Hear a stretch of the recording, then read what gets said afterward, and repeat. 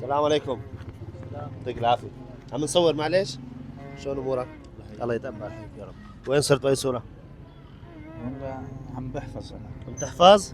الله يفتح عليك يا رب. الله يكرمك ان شاء الله. شو الاخبار؟ الحمد لله. من وين حضرتك؟ من بردقلي والله. من البردقلة. ايه. تشتغل هون بسرمد يعني؟ ايه. الله يرزقك. شو بتشتغل؟ محل راضة خردة. الله يرزقك ان شاء الله. الله شلون الشغل؟ الحمد لله. كويس؟ الحمد لله. شلونك على الصيام؟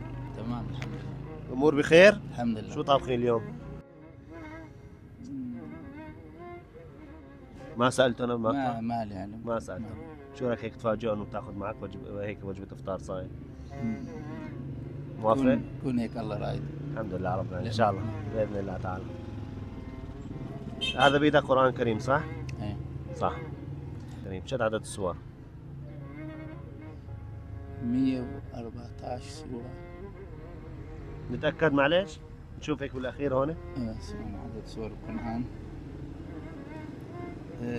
ثبت؟ 114 سورة. مزبوط. 6200 آية. حلو.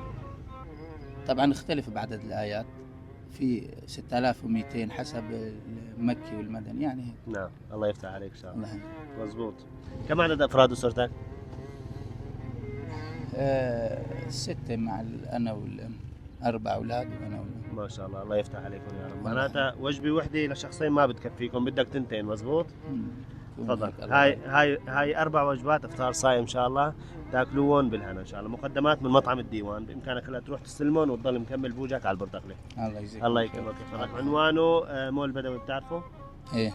شرقيته بشغلة 100 متر ان شاء الله.